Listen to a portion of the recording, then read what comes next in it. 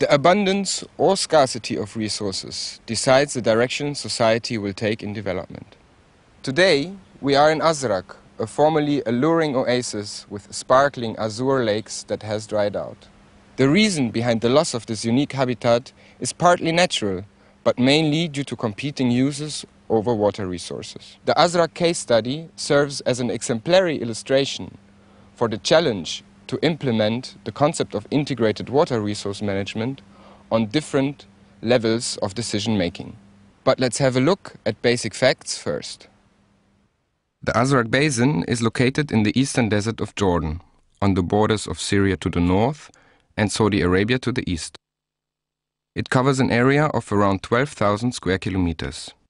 The Azraq Depression is located in the center of the basin.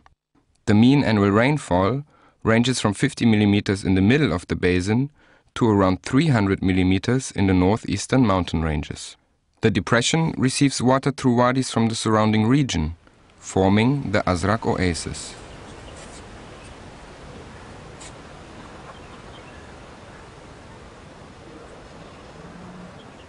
The value of this ecosystem goes beyond the boundary of this basin and beyond the boundary of Jordan. The migratory birds that are passing by this wetland and finding nutrition on their station to Africa and on their way back come from Europe and come from Asia. So the European societies have a vested interest in maintaining this ecosystem as well. Today, the wetland almost entirely disappeared. Only 3% of its original size is being artificially maintained through water supply from groundwater wells. Changes in Azraq are not only noticeable inside the wetland, but also affecting the livelihood of local communities. فالأزرق تغيرت كثير، تغيرت من ال70 لل 2011. يعني بدك تحكي انه من ال70 لأسا لا 75% تغيرت الأزرق. يعني تغير ومبين. أول إشي كانت الناس عايشة على الملحات، الملح كان يعني هو تقريبا الدخل الوحيد لأهل الأزرق. فإسا الملح ما ظل في ملح، الطيور ما ظل في طيور، مي ما ظل في مي، أسماك ما ظل في ما. يعني الأزرق كثير صار فيها تغيرات من ال70 ل 2011 للأسف يعني. The Azraq Oasis is in a state of environmental collapse. Most of the land is now a dry area facing degradation, desertification, and increasing values of salinity in soil and water. In light of a rising water scarcity in Jordan, groundwater abstraction in the Azraq Basin increased with growing demands for irrigation and drinking purposes. Traditionally hand-dug wells that used to supply water just from below the Earth's surface are no longer productive. Like most of the farmers in Azraq, Reda'a is now depending on a deeper well that comes along with higher costs for drilling and operation. فعليا لما بلشنا بالمزرعة كانت 5 متر وإسا صارت 22 متر، يعني العمق المي لتحت. إسا 5 متر مستحيل يطلع مي. Within our plans in Jordan to monitor the groundwater quality and quantity, we created many groundwater monitoring wells. In Azraq, we have monitoring wells that indicated we have a clear depletion in the groundwater level. The decline in the groundwater level is around 0.7 meter each year, so we lose more than 16 meter in the last 20 years. If you look at the numbers, we see that 25 million cubic meter of water are naturally recharged, and the abstractions currently are 60 million cubic meter of water. So the explanation at first hand is simple. Just an over-abstraction leads to depletion, and we see that here in the Azraq Oasis that this leads, of course, also to severe damages to ecosystems, but also to lowering groundwater levels with the effects to farmers, to other water users, and to the society at large. Agriculture is the main water user. Within the last 30 years, the cultivated area increased from 800 hectares to more than 8,000 hectares of irrigated land. A large variety of farming systems has developed over time. Traditional farms, like the one of Reda'a, mainly grow olives and fodder crops on a small scale to sustain their families. Although large in number, they only make for 10% of irrigated land. The much bigger share of land, around 90%, is cultivated by large professional farms. Farms that are market-oriented, supplying growing cities in Jordan and around the Middle East. Looking at the different farming systems and analyzing the different owners who belong to these farming systems, one notices that there are people who are native to the groundwater basin, who actually live in the towns and villages over there, and there are ones who come from the different cities in Jordan. Agriculture in Azraq started with the state policy to settle Bedouins that used to herd animals. But as agriculture was the cheapest form of investment in order to prove ownership of land, an uncontrolled expansion driven by land speculation of investors from outside continued over the years. While cheap land and free water attracted many entrepreneurs unaware of the local circumstances, the native population has well understood the increasing pressure on its water resources. أول إشي الخسران الأزرق، أهل الأزرق بالكامل، يعني إذا إجوا سكنوا هاي المنطقة سكنوها مشان المي، فاللي خسران الأزرق، واللي عم ياخذوا المي عم ياخذوها على عمان، يعني حولوها كلها المي، أخذوا النبعات الأساسيات من الأزرق وصاروا يضخوا فيهم على عمان. الضخ الجائر هو اللي قضى على الأزرق بكاملها، يعني حتى المزارع هاي بجوز اللي بتشوفها هسه، المزارع هاي كلها فيها جفاف من هاي الضخ جفت، يعني الينابيع كلها جفت، فما عاد في الاشي اللي يطمع بالازرق، يعني خلينا نحكي الا المزارعين الكبار اللي معهم فلوس بيجوا بيعملوا ابار هون وبيعملوا مزارع وبيستفيدوا، ولا اهل الازرق ولا اشي مستفيدين من الازرق. The water that is transferred from here to Amman is in the amount of 80% of the safe yield. That means that Amman is one of the important water users of this basin. Amman, on the other hand, is a growing city. The population is growing every year. The renewable water resources in the other parts of Jordan, in fact in the whole region, are limited as well. We already reached the limits of renewable water resources.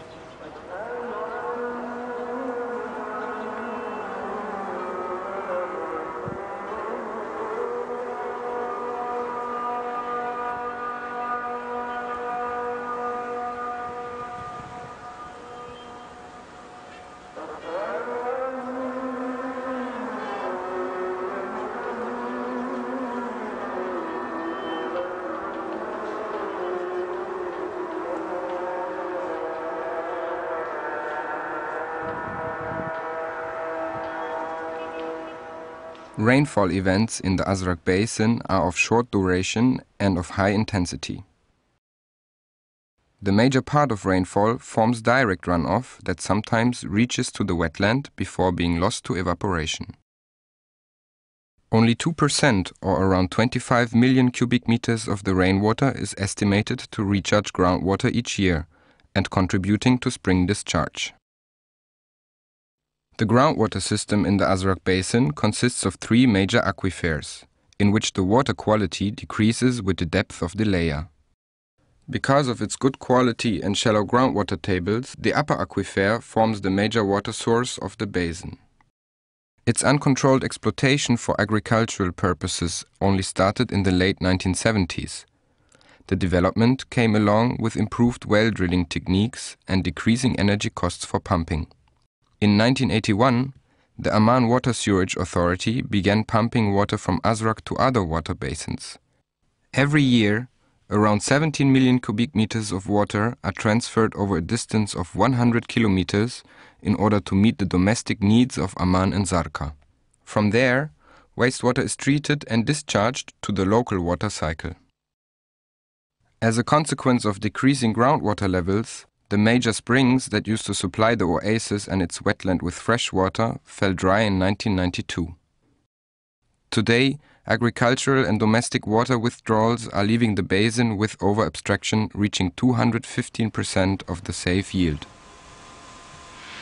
Although most of the water being abstracted is used within the Azraq Basin, the diversion of water beyond the watershed poses a particular problem. As we have seen, Azraq Basin is an endorheic basin, that is, a basin of closed nature where all surface and subsurface water drains to the lowest part located in the center of the watershed. Consequently, if water is being supplied to municipalities outside the basin, its return flow is not being discharged back to the natural system. Both consumed and used water are lost to the initial water balance and affecting the stability of the ecosystem.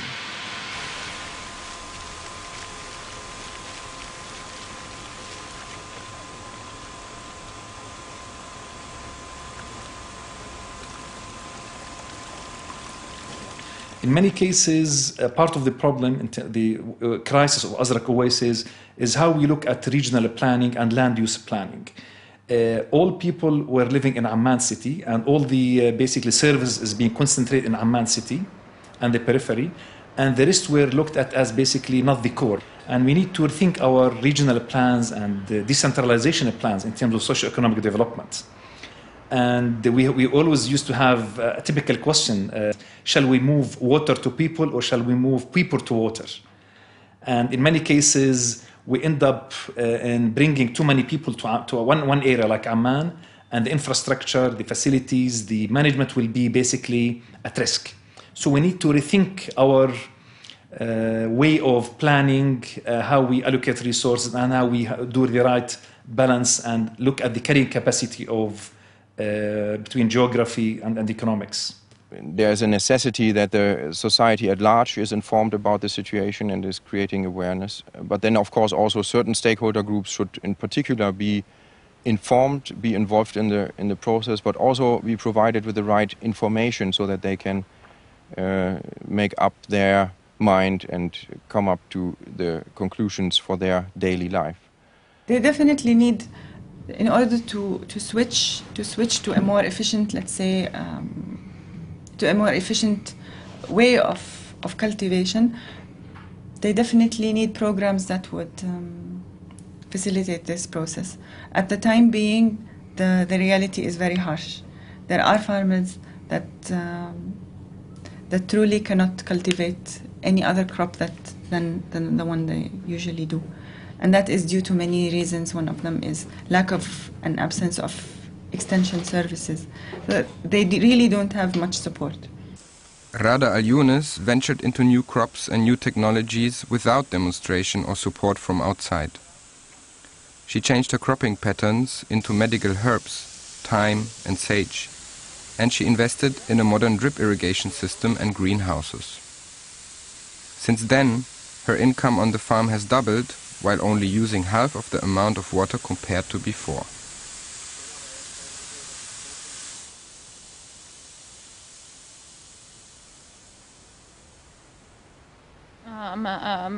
احنا عم نحكي عن انه نرحل، في ناس رحلت واولادي من الناس اللي رحلوا، انا بعدني لحد هسه عم بشجع انه لا، لازم نضلنا بالازرق، لازم نعمل اشي للازرق. ومع هذا عم بيجينا مؤسسات كثيره بيجوا على حجه انه راح يطوروا بالازرق وراح يعملوا بالازرق، بس للاسف ما حدا عم يعمل شيء بالازرق للاسف. كل واحد بيجي بس بيشتغل اللي هو بريحه وبيطلع من الأزرق، ولا مؤسسة عملت إشي كويس للأزرق، ولا مؤسسة. كثير صار فايت فيها مؤسسات الأزرق. Naturally, international organizations support the maintenance of this ecosystem and also support projects that are restoring the wetlands and the ecosystem functions. However, such projects have to be developed in close cooperation with the local community and not just according to their own standards and rules. The participatory approach that we followed in the Water Forum, where we have all stakeholders around the table all together. We have not only farmers, because we don't want them to feel this initiative only for farmers. We have all stakeholders, industrial people, even the household people, because they need drinking water. With government, it is not ministry only, Ministry of Water, it is Ministry of Agriculture or other relative ministries. We have somebody from universities. It is better than before, because the government, they should feel, the government, they consult with them, and they are important to the government. It's very important. Before that, there were a lot of initiatives where some of the NGOs, some of the donors, they went with them, start dialogue with them, but it didn't work. Well, my belief is that there was a lot of intensive dialogue and intensive communication with a lot of tension between stakeholders. Because at the end of the day, you need to manage expectations. And people need to realize the constraints, and people need to understand the assumptions for each stakeholder. So this is part of, again, creating a joint reality, people trying to understand exactly what's the future that we are trying to envision. So working with stakeholders that are not the water users themselves. It could be the women segments of the society, the youth. That is the long-term aspect, but it is very important to introduce behavioral change for generations, let's say, and to make them really aware of the problem and divert them from this agricultural mentality and investing only in agriculture. That is the approach of the forum. While the Highland Water Forum shows great promise for involving all stakeholders in the process of decision-making, progress on the ground remains slow. Alternative income-generating projects around Azraq could motivate farmers to leave agriculture for a less water-consuming business, but it remains unclear until when a reduction of groundwater abstraction can be reached and whether the wetland can be recovered or not. Reducing the amount of abstraction in the safe field is not enough because we need to recover the water that we abstracted in the last 20 years. So we need to stop pumping at all and wait until 40 or 30 years for the system to be naturally recovered. And for me, I would like to see it again, but it is this next to impossible. And we as a government, as I told you, we cannot stop pumping completely. We will reduce, but also we have another plans. It is not only reduction. We have in the ministry our scheme to artificial recharge. So we will reduce, we will try for us, and for all the studies that we have, it tells us you should stop to recover. But it is not that easy. It is not because we are government. We care about people. We cannot tell them stop your business and come and stay in Amman. They will. Then we have to feed them, and it is more expensive for us. It is true that over the years a deficit in the water budget developed, which is leading to a dried wetland, but also to the fact that to compensate for this deficit would take just several years of an increased allocation to the wetland. So that means that the other users would even have less of the whole water budget. For that reason, allocation principles alone would not be the solution. It would also require the development of new resources, and there are options for that. If you look at the rain falling down on this basin, it is in the order of magnitude of 50 to 100 times higher than the safe yield. So there is water available in its basin boundaries, which is not used today. For sure, we cannot use all that water. Evaporation is a natural process. But there are ways of managed aquifer recharge, of rainwater harvesting that could lead to a higher safe yield than we observe today. So this is one option beyond allocation and beyond water conservation, which could help us to solve the problem here in this oasis.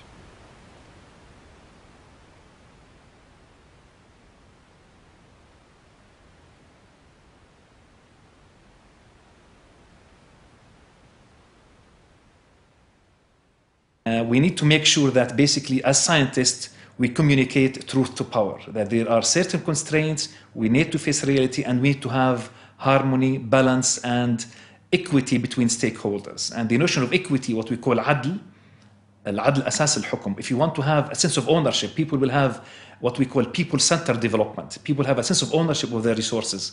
They have power over their resources with what we call good local governance, حكم الرشيد. What we mean by حكم رشيد is good governance, that people have power to manage their resources, people have the power to say, to envision their future resources, to feel that they have the authority to plan and to manage their resources. ترجع مثل ما كانت، مش مثل ما كانت. خلينا نحكي بالستينات كان الواحد ياكل من ثمر النخيل مثل العسل. النخيل كان عايش هيك بلا ما انت تتعب عليه، على المي بس، على الرطوبة اللي بتجي من الأرض، مش انت عم تسقي. فبتمنى انه ترجع بس ربع ما كانت الأزرق خلينا نحكي بالستينات.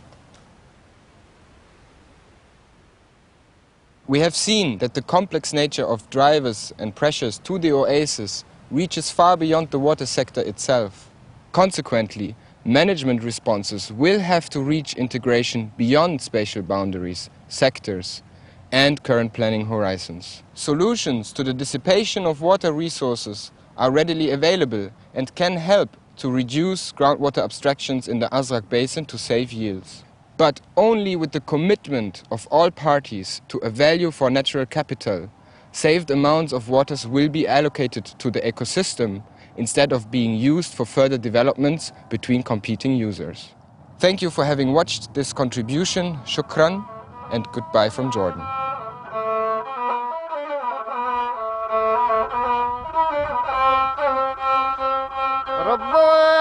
طلبتك خمس البايد يا الرب يا المذون عجل بهالناي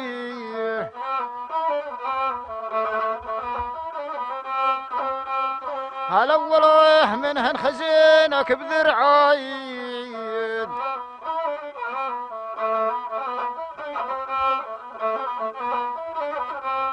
هوليال الغلب الصيلك ما يجاين